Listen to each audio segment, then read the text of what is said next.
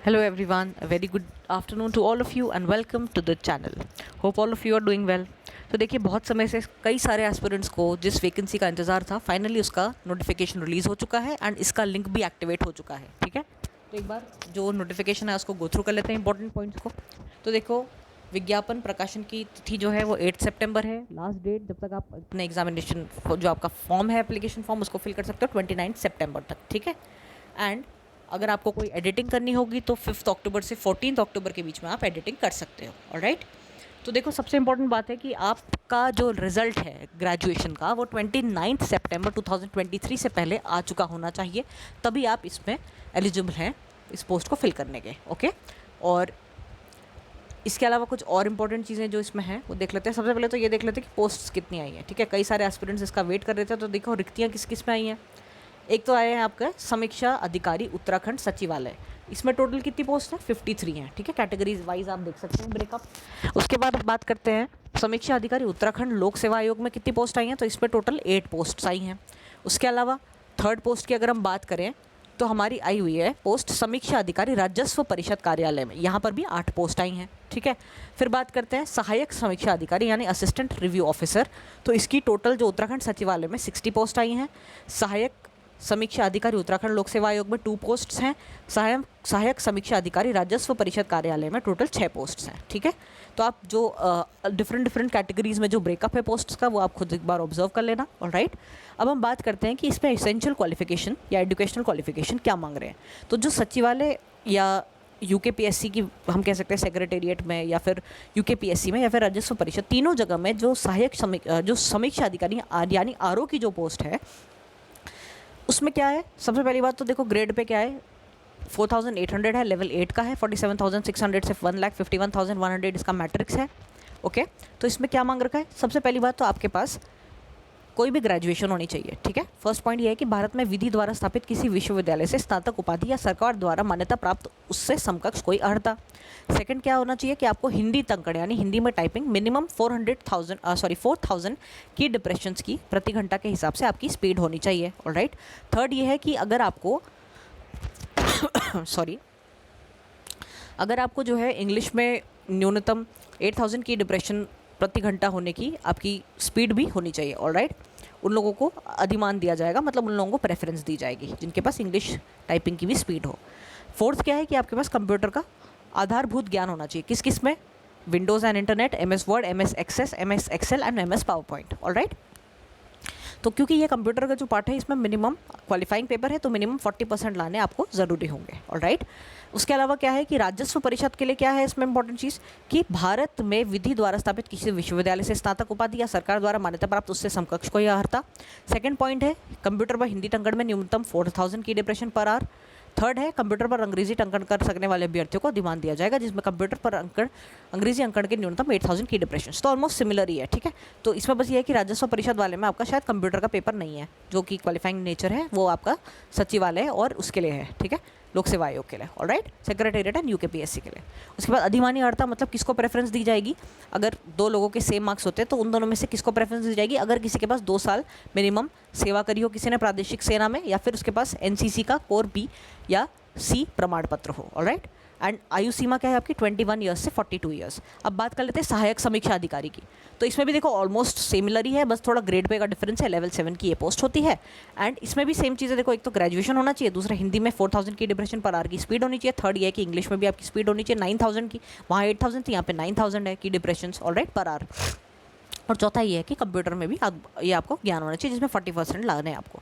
और वही चीज़ है कि राजस्व परिषद में ये जो कंप्यूटर वाला पार्ट है ये नहीं होगा। ठीक है, बाकी तीनों चीज़ें सेम है कि ग्रेजुएशन होनी चाहिए, हिंदी में टाइपिंग की स्पीड होनी चाहिए 4,000 की डिप्रेशन पर आवर, और इंग्लिश में होनी चाहिए या तो 8,000 in case of RO and 9,000 in case of ARO। Alright, और अधिमानी अर्हता वही है कि अगर आपने प्रादेशिक सेना में 2 साल सर्विस करी है या NCC का कोर सर्टिफिकेट B या C है तो आपको प्रेफरेंस दी जाएगी। ऑलराइट, एंड आयु सीमा इसकी भी सेम है यानी 41 से 42 ईयर्स। ऑलराइट, तो देख लेते हैं कट ऑफ डेट क्या है। तो जो सुनिश्चित करने की तिथि है वो ये है कि 1 जुलाई 2023। इसका मतलब कोई भी अभ्यर्थी उसका जन्म 2 जुलाई 1981 से पहले नहीं होना चाहिए और 1 जुलाई 2002 के बाद नहीं होना चाहिए। ऑलराइट, अच्छा अब बात करते हैं तो आप जो है बाकी आयु सीमा में छूट आप लोग खुद देख लेना जो है इसके बारे में, एंड सिमिलरली जो एक्स्ट्रा इन्फॉर्मेशन है वो आप गो थ्रू कर लेना। I am just talking about the important things which are crucial for everybody. So जो स्पेसिफिक चीज़ें हैं वो आप एक बार गो थ्रू कर लेना. ऑलराइट. सिमिलरली आरक्षण से रिलेटेड जो भी इन्फॉर्मेशन है वो भी आप एक बार ज़रूर देख लेना. What is the criteria for that. Okay. And राष्ट्रीयता ऑब्वियसली इंडियन होनी चाहिए. जन चरित्र, शारीरिक स्वस्थता and all this is similar to the thing which was discussed in EO. And अब ये बात करते हैं कि आवेदन कैसे करना है. तो ukpsc.net.in पे जा करके वहाँ पहले क्या करोगे, अप्लाई में जाओगे, उसमें अपना रजिस्ट्रेशन करोगे, देन बेसिक इन्फॉर्मेशन डालोगे, उसके बाद अपना प्राइमरी रजिस्ट्रेशन होने के बाद एजुकेशनल क्वालिफिकेशन डालोगे, फिर फोटो एंड सिग्नेचर अपलोड करोगे एंड फाइनली पेमेंट करके अपना आप जो है सेंटर चूज़ करोगे. ठीक है. एंड उसी के साथ आपका फाइनल सबमिशन हो जाएगा. ठीक है. एडिटिंग कर सकते हो आप, बट कोशिश करना कि एडिटिंग करने की ज़रूरत ना पड़े. फीस कितनी है तो देखो, अनारक्षित पद अगर आप अनारक्षित यानी अनरिजर्व कैटेगरी से हैं तो 222.30 रुपीज़ है इसकी फ़ीस. ऑलराइट. एंड उसके अलावा क्या है कि आप जो है ये ध्यान रखना कि आपको सेंटर जो चूज़ करना है वो किस में से करना है. ठीक है. सेंटर्स एक बार डिस्कस कर लेते हैं. बाकी तो इंपॉर्टेंट जो भी था वो मैंने आपको बता ही दिया है. सेंटर्स की बात कर लेते हैं. तो देखो इतने सेंटर्स हैं: अल्मोड़ा, चंपावत, पिथौरागढ़, हल्द्वानी, रुद्रपुर, खटीमा, बागेश्वर, श्रीनगर, गोपेश्वर, न्यू टेहरी, रुद्रप्रयाग, उत्तरकाशी, देहरादून, ऋषिकेश, हरिद्वार और रुड़की. तो प्रीलिम्स के लिए तो इतने सारे सेंटर्स हैं. और मेंस कहाँ कहाँ होने वाले हैं, एक तो हरिद्वार में होगा, दूसरा हल्द्वानी में होगा. ठीक हो गया. उसके बाद अब हम बात करते हैं कि सिलेबस क्या है. तो देखो पैटर्न क्या है. सबसे पहले तो प्रारंभिक परीक्षा है, वो 150 मार्क्स की है, 2 घंटे का पेपर होगा आपका. और फिर मुख्य परीक्षा में 3 पेपर हैं. उसमें क्या है, सामान्य अध्ययन यानी जीएस का है. जीएस का जो पेपर है वो ऑब्जेक्टिव टाइप का है. सेकंड पेपर है आपका हिंदी संरचना का, वो डिस्क्रिप्टिव टाइप का पेपर है आपका. और थर्ड पेपर भी आपका निबंध है, दैट इज ऑल्सो डिस्क्रिप्टिव. ठीक है. तो 3-3 घंटे के तीनों पेपर हैं. उसमें सबसे इंपॉर्टेंट जो है जीएस 200 मार्क्स का है, और हिंदी और जो आपका निबंध का है वो 100 मार्क्स ईच है. यानी टोटल कितना 400 मार्क्स का आपका ये पेपर होगा. उसके अलावा प्रैक्टिकल जो एग्जामिनेशन होगा जो कि क्वालिफाइंग इन नेचर है, वैसे तो 100 मार्क्स का, लेकिन 40% मार्क्स यानी 40 मार्क्स लाने ज़रूरी हैं उसके लिए. तो वो क्या है आपका कि उसमें आपको कंप्यूटर का ज्ञान होगा, वो 1 घंटे का होगा. उसके बाद टंकण परीक्षा होगी आपकी, जिसमें आपको हिंदी एंड इंग्लिश की टाइपिंग होगी आपकी. 10 मिनट्स का आपको वो टाइपिंग का समय दिया जाएगा आपको. ऑलराइट. एंड नेगेटिव मार्किंग कैसे करके है कि अगर कोई नेगेटिव आंसर, अगर गलत आंसर देते हो तो 1/4 नेगेटिव मार्किंग का इस पर प्रावधान है. अब बात कर लेते हैं सिलेबस की. ठीक है. तो सिलेबस आप देखो, तो सिलेबस एक बार प्लीज़ ध्यान से देख लेना. ठीक है. तो let's talk about the syllabus. तो जो जीएस का पेपर है यानी प्रीलिम्स का पेपर की बात हम करें तो सबसे पहले क्या आ रहा है, general science and knowledge of computer operation, history of India and Indian national movement, Indian polity and economy, geography and demography of India, current events, history of Uttarakhand, then culture of Uttarakhand, geography and demography of Uttarakhand, or economic, political and administrative background of Uttarakhand, political and administrative background, the historical background of the administrative system in Uttarakhand, economic background, economic and natural resources of Uttarakhand, and then second part जो है उसका वो है आपका general aptitude का. तो जो ऊपर का जो पार्ट था वो तो कितने मार्क्स का था आपका, 100 मार्क्स का. राइट. जिसमें जनरल स्टडीज़ का ये तो बेसिक से चीज़ें हैं ये आपको बताई हुई हैं. एंड 50 मार्क्स का आपका आने वाला है जनरल एप्टीट्यूड. उसमें क्या है, जनरल इंटेलिजेंस के क्वेश्चन होंगे आपके. ऑलराइट. तो ये हो गया आपका प्रीलिम्स का सिलेबस. अभी और मेंस का सिलेबस देख लेते हैं. तो मेंस एग्जामिनेशन में सबसे पहला जो पेपर है जीएस का, उसमें जनरल साइंस एंड टेक्नोलॉजी है, basic knowledge of computer and its application in the development, history and culture of Uttarakhand and India, Indian national movement, relations with other countries specially neighbouring countries after independence, geography and population of India and Uttarakhand, disaster management and mitigation, ecosystem, environment and natural calamities, Indian polity and economy, then polity of Uttarakhand, Panchayati Raj act etcetera and economy of Uttarakhand, current events of national and international importance. Alright. ये हो गया paper 1. द्वितीय प्रश्न पत्र जो है उसमें हिंदी संरचना है. तो उसमें क्या है, किसी दिए गए गद्यांश का उचित शीर्षक लिखना है, फिर सारांश लिखना है, और फिर गद्यांश के रेखांकित अंशों की व्याख्या. तो ये टोटल हो गया आपका 4 + 10 + 6. ठीक हो गया. तो यानी 20 मार्क्स का ये वाला पार्ट हो गया. फिर सेकंड क्वेश्चन जो होगा वो होगा आपका कि किसी सरकारी पत्र का सारिडी रूप यानी टैबुलर फॉर्म में सार लेखन, वो 15 मार्क्स का है. देन पत्राचार में शासकीय, अर्धशासकीय पत्र, कार्यालय आदेश, फिर कार्यालय ज्ञाप, विज्ञप्ति, परिपत्र एवं टिप्पणी, इस पर 15 + 15 + 15, मतलब ये 3 के 3 आएंगे आपके. तो ये टोटल कितना हो जाएगा आपका, 45 मार्क्स का ये वाला पार्ट हो गया. फिर फोर्थ जो क्वेश्चन है वह है परिभाषिक शब्दावली रूपांतरण. 12 शब्द दिए जाने हैं जिसमें से कोई भी 10 करने हैं. ठीक है. तो 10 शब्द क्या है, इंग्लिश से हिंदी में ट्रांसलेट करने हैं. और फाइनल क्वेश्चन जो उसमें भी 12 दिए जाएंगे, कोई भी 10 को आपको हिंदी से इंग्लिश में ट्रांसलेट करना है. ये 10 मार्क्स ईच हो गया. ठीक हो गया. तो टोटल कितना हो गया, 100 मार्क्स का ये वाला पार्ट हो गया.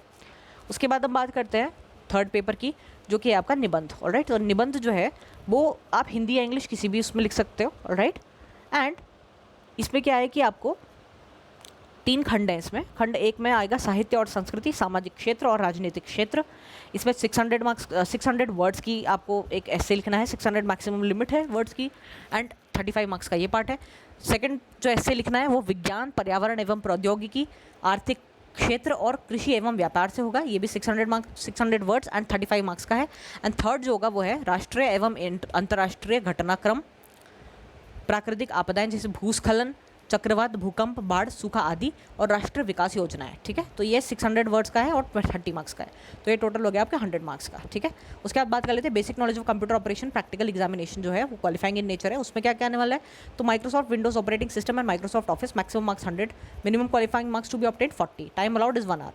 The paper shall be set from the given syllabus, broadly taking one question from each, that is Windows and Internet, MS Word, MS Access, MS Excel, and MS PowerPoint.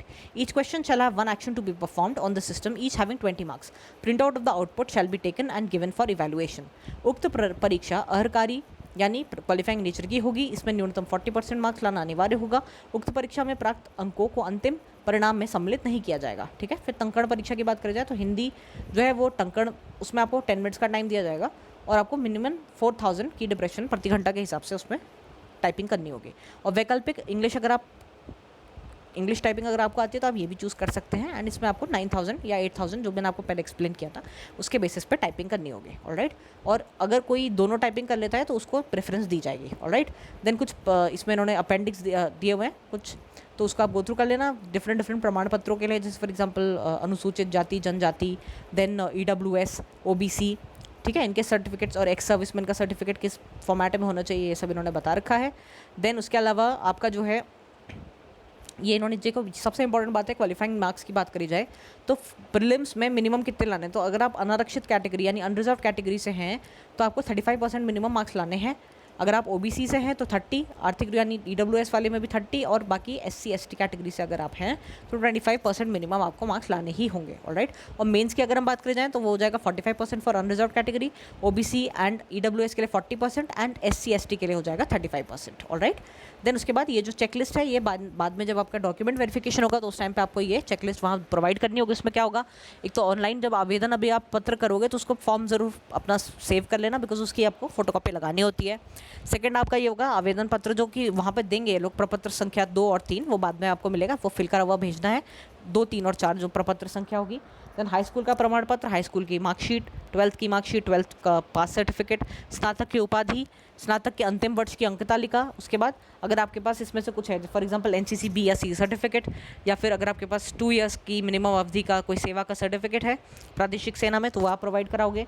Then आपका कोई भी reservation अगर आपने claim किया है तो उसके लिए उसका डॉक्यूमेंट, एंड उसके अलावा बाकी स्थायी निवास प्रमाण पत्र अगर लागू होता है, एंड और भी कोई एफिडेविट वगैरह अगर होंगे आपके depending on your particular candidature, तो ये सब आपको उसमें प्रोवाइड करना होगा। ऑलराइट, पासपोर्ट साइज फोटोग्राफ्स भी इसमें प्रोवाइड करनी होंगी।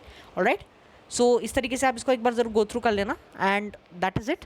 ओके, तो ये थी काफ़ी इंपॉर्टेंट, कई समय से कई सारे लोग इसका वेट कर रहे थे, तो फाइनली ये आ चुकी है, तो एक बार आप ज़रूर नोटिफिकेशन भी गो थ्रू कर लेना।